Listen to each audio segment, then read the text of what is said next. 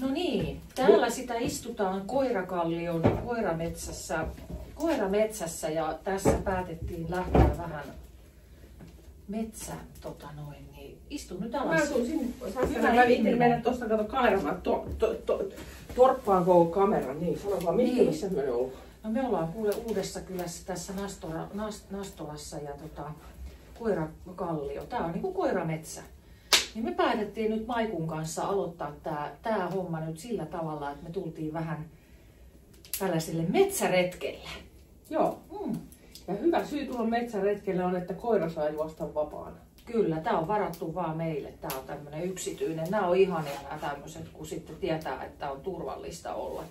Joo, Ikalla on tuolla ulkona, se on ihan omat zoomerit siellä menossa. Kauhea vauhti, se kyllä nauttii. No me kun ollaan tässä monta kertaa mietitty sitä, että ruvetaan laittaa ja tehdään ja laitetaan Moi! Hyvä, niin Aina häntää poltaa. Joo. Herra, siinä oli meidän YouTube-kanavan 3. henkilö. Niin, että ja sit aina, sovitaan aika. Sanotaan, no helvetti, tässä se on nyt se aika. Nyt on hyvä aika. Nyt on hyvä aika. Meillä on tulet tässä ja kohta paistetaan makkaraa, mutta tällaisena hetkenä on hirveän hyvä miettiä. Me tuossa jo tänne tullessa vähän niin kuin funtsailtiin, että mikä se on se elämän tehtävä ja elämän tarkoitus. Ja onko ne niin kuin yksi ja sama asia vai 2 eri asiaa? Niin. Kumpi se on? Niin, sano sinäkin jotain. Joo, siis tyypillisellä tapaa niin kun, ei aloiteta sillä lailla, ihan mistään niin kuin kevyestä päästä, vaan aloitetaan, mennään suoraan niin kuin syvään päähän ja katsotaan, että mikä on elämä. Niin onko elämän tarkoitus ja elämän tehtävä on se sama asia? Ja mikä on elämän tarkoitus sitten kellekin? Mikä on se elämän tarkoitus? Niin, mikä on elämän tarkoitus? Miksi me ollaan täällä? Miksi just täällä? Miksi just tähän aikaan?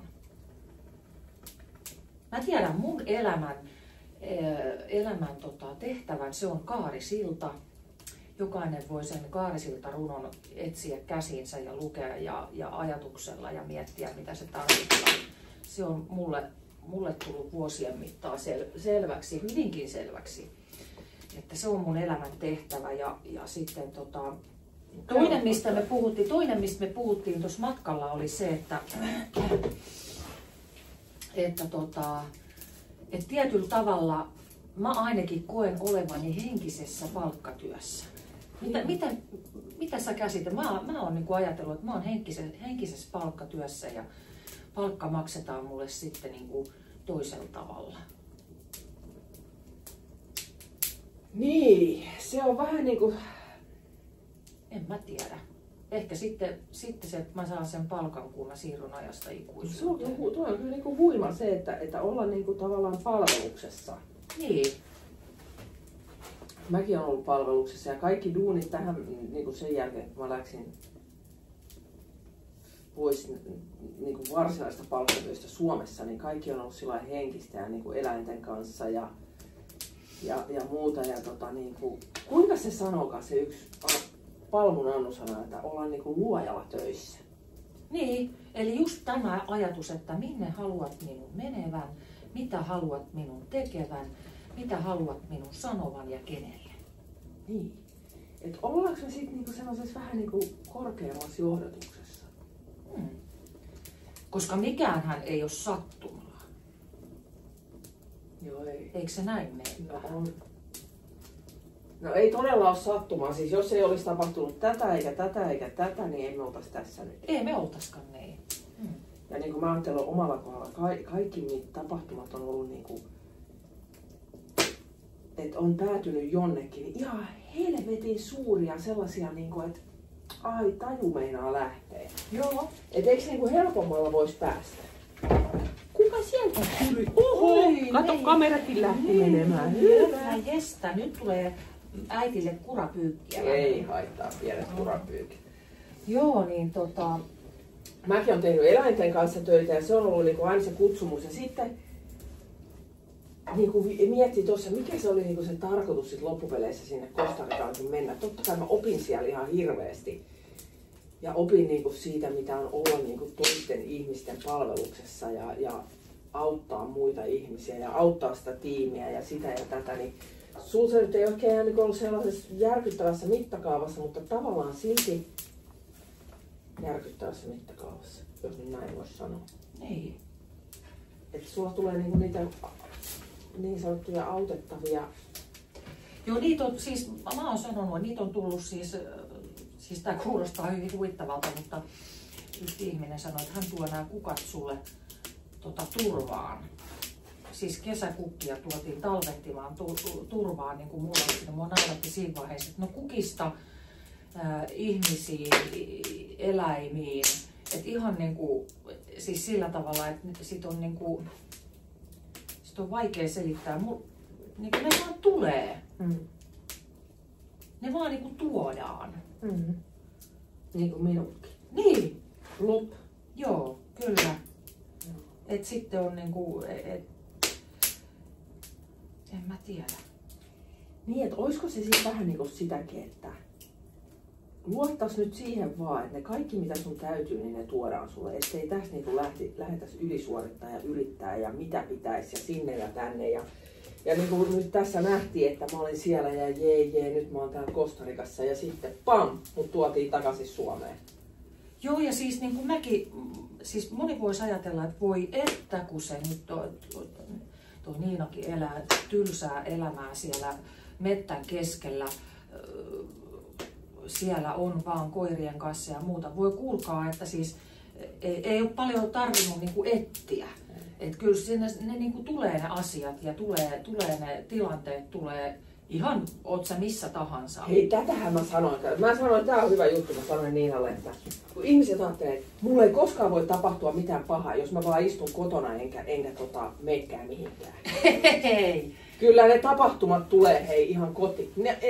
Tulee ihan kotiin, niin kuin meikäläiselläkin. Kyllä, joo. Se oli taas niin valtava tapahtuma, että ei sen selvempää niin voi olla. Että vaikka sen kaiken kauheuden keskellä, niin mä kumminkin ajattelin, että mun on pakko luottaa siihen johdatukseen, että mun on tultava kotiin. Koska siitä kun ajattelet, miten pitkään mä olin taistellut sitä ja itkenyt aamulla puhelimessa, että mä haluan tulla kotiin. Ja Niina vaan sanoi, kyllä sä tiedät mitä sun pitää tehdä. Niin. Niin, että onko se sitten olla luojalla palkkatöissä niin kuin sit myöskin sitä, että luottaa siihen johdatukseen, että se ei tarkoita sitä, ettei voisi olla siivooja, sairaanhoitaja, lääkäri, rakennustyömies, vaan että siinä omassa työssään niin kuin, ei olisi unessa. Niin. Ei olisi unessa, vaan näkisi ympärillä olevat lähimmäiset ja eläimet ja tämän kaiken. Ja mä oon niin kuin nyt vähän semmoisessa käännekohdassa kanssa, että mä tajusin, että mä en voi yrittää mitään, että se kaikki tulee. Ja niin kuin meidänkin, tää just, että aletaan nyt tekemään ja nauhoittaa, niin sitten, niin kuin, että okei, pitää nyt istuta ja on kaikki systeemit ja mikit ja kaikki, niin meidän keskustelu on niin sellaista jouhevaa, että keskustellaan, ollaanko me sitten heidän pihakeinussa tai tämmöisessä paikassa tai studiossa, niin se on ihan sama, kun se keskustelu syntyy sitten just siinä. Kyllä, kyllä. Joo, ja sitten se, että jos sä hirveästi suunnittelet niin kuin asiaa, niin tämän oli tarkoitus niin kuin tulla nyt me lähdetään tänne ja hei, me voidaankin nyt tässä löpistä samalla sitten näitä juttuja ja katsella nuotiotulta ja paistaa vähän makkaraa ja miettiä syntyjä syliä. Ja tämä on just se yksi semmoinen hirveän tärkeä johtotähti elämässä muutenkin. Ja tässä on muuten harvinainen edes Ingela ei ollut semmoinen, kun Niina on semmoinen heittäytyjä ja sykkeessä mukana, että tehdään, ei tarvii suunnitella, ei tarvii funtsia, tehdään sillä hetkellä ja ykkösellä purkkiin. Että et turha niinku suunnitella just niin kuin sä sanoit elämässä niinku jotain. Ja hirveän monet ihmiset, tää on nyt teille, ei niinkään ehkä meille, että kun te saatte jonkun idean, niin pitää vaan tehdä.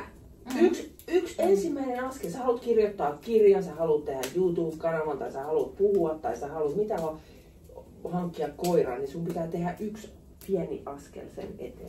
Joo, hei, tää on niinku hyvin klassinen lause on tää, että joku sanoo, ai että mä haluaisin lottovoiton. No ethän sä sitä lottovoittoa saa, jos et sä ikinä lottoa. Lottoa! Niin sit sulla on ehkä jonkinlainen mahdollisuus saada se lottovoitto. Että nämä asiat on niin kuin periaatteessa ihan samanlaisia, että sä haluat tehdä jotain tai sä haluat tuoda sun haaveet, unelmat todeksi ja muuta, niin jos et sä niin kuin rupea esimerkiksi kirjoittaa, niin ei se itsestään se kirja siihen synny, taikka mitä tahansa sä teet. Ja sitten se heittäytyminen, niin se on jotenkin mun mielestä surullista huomata, että ihmiset hirveän vähän uskaltaa heittäytyä. Onko se, että en mä voi, kun mua hävettää tai jotain tällaista. Me ollaan ihmisiä kaikki. Me ollaan ihmisiä, kuulkaa kaikki. Ja mitä se niin sanoo? Jokaisella meillä perse on pomo. No perse on pomo, se on ihan kanssa yksi sellainen fakta, että me jo tarkistettiin, mistä se on kuivakäymälä, että tästä pääsee hyvin äkkiä sinne kilppatsemaan. Mutta joo, siis se heittäytyminen, ihmisiltä puuttuu, tai se on katoamassa se ihmisillä se kyky heittäytyä, että asioihin ja tekemisiin ja kyllä niin kuin pitää osata hullutellakin. Se on niin leikkiä! Niin. Ei tässäkin nyt tarvitse ottaa niin kauhean totisesti mitään. Leikitään ja katsotaan mitä syntyy ja jos syntyy ja niin kuin tässä nyt jotain tässä nyt synnytetään. Tää tuli jonain semmonen, mulle on ollut niin kuin tiedätte varsin hyvin, että mitä viimeksi kun, no en varmaan viimeinen kerta ollut, mä olin tulen äärellä, mutta just siellä Costa Ricassa kun mä huusin sinne metsään, että kaikki mitä tarvii ottaa pois, niin ota pois seuraavana päivänä. Olinkin humskeikkaa irtisanonut itteni työpaikalta, niin tuli jonain hyvä semmonen voimanlähde. Kyllä joo. Tulen äärellä on hyvä mietiskellä ja meditoida. Ja mikä on elämän tehtävä nyt, tai tarkoitus tällä hetkellä, niin ennen kuin jatketaan tästä sitten kauhean paljon pidemmälle, että voidaan jatkaa toisen kerran, mutta mä sanoisin niin kuin omalla kohdalla, että tällä hetkellä elämän tarkoitus on löytää rauhaa. Ja kun sä sen rauhan löydät, mä oon ihan samoilla linjoilla, että mun elämässä on sattunut sellaisia asioita, että se semmoinen kohkaaminen ja semmoinen asioiden pyörittäminen ja kaikki, mä ymmärsin hirveän paljon asioita, kun mä löysin rauhan. Ja se on se sisäinen rauha nimenomaan. Se on ihan mieletön fiilis. Ja sit sä sanoit, ja mä sanon teille, muistakaa, että kaikki on suurempaa. Kaikki on suurempaa, kun sen ymmärtää, että me ollaan täällä, mä tajusin sen koiralenkillä kävellessäni. Moi! Tuliko se sieltä? Kohta me lopetetaan, kato tää löpinä, niin mä tuon sulle vettä. Mä tiedän, että on kova. Kyllä. Joo, niin kaikki on suurempaa. Me ollaan hyvin pieni osa ja se, että kun me se muutama puoli minuuttia tajutaan sillä hetkellä, että kaikki on suurempaa, niin sen parempaa tunnetta ei voi olla. Joo. Kaikki on suurempaa, muistakaa se ja miettikää se, mikä teidän elämän, me ei päästy edes niin pitkälle, mikä on sitten elämän tehtävä ja olla kaarisilta ja mä oon niinku aina sanonut, että suurin lahja, mitä ihminen voi saada, on löytää elämän tehtävänsä ja mulla on hirveän kirkas se elämän tehtävä omalla kohdallani ja nyt ei se ole siitä niinku mihinkään mennyt pois, mutta nyt mä oon sellaisessa, mä tiedän olevani valtavassa käännekohdassa. Ja sä oot just nyt siinä missä pitää olla. olla. Helppo ei ole, ollaan synnytyskanavassa. Kyllä. Niin on kiva, että on tämmönen toinen hullu tässä vieressä, joka muistuttaa. Tässä ei paljon puita enää kohta lisää. Ei, ruvetaan kuule ottaa makkarat esille ja niin sanotaan teille, että kiitos kun kuuntelitte. Tää on meidän numero 1 YouTube-kanavan video, jota... Meinasin tässä jo seivästä. Tänne jonnekin tulee meidän yhteystiedot ja...